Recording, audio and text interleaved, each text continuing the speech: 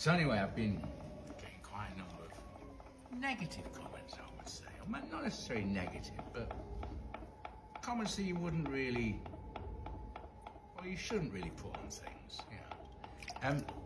Yeah, my throwing is what you would call slack or laid back. And that's sort of developed over the years. And part of the reason for that is the material that we now use is very coarse. There's lots of lumps in it. And also, it's a flower pot at the end of the day. It's not a vase, it's not a mug, it's just a flower pot. All it's got to do is hold a plant. And these pots are cheap. You know, I don't make very much money from these.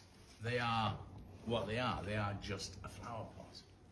It's not, they're not works of art, you know, they do a job. They hold a plant, they grow a plant in them.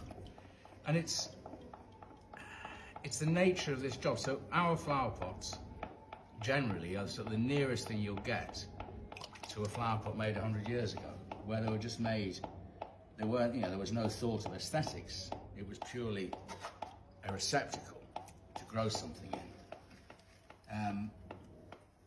And people like the fact that they're a bit gnarled, they're not centered, they're not maybe, you know, yeah, my pots do dance a little bit on the wheel.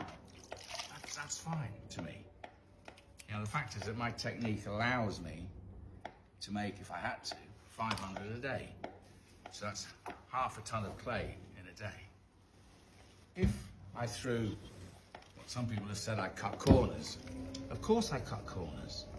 And also, this clay is so soft that were I to do the sort of the traditional 2 centers and then pull up and then knuckle, so on and so forth, by that time this clay would have collapsed. It hasn't got, you know, it's a lot softer than you'd use for a mug, or, you know, you'd use stoneware clays. This is barely, you know, it's still tacky when you're using it. So the least amount of moves possible.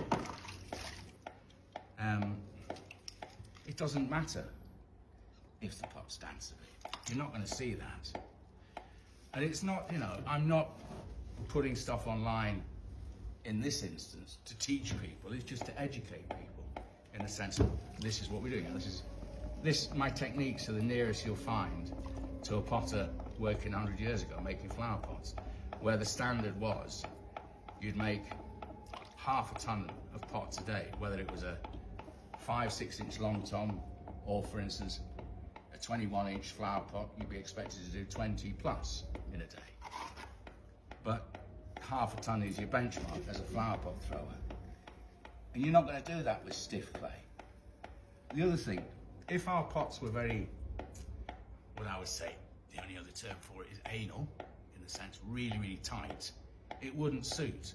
You would see if you look on some of these, the lumps that are in them, you know, there's holes, there's all sorts. That would look very strange on an uptight, absolutely exact pot.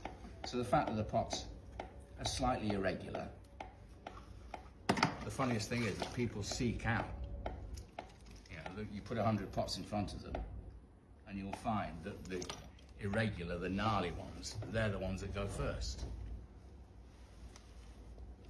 Anyway, that's my little gripe. But it's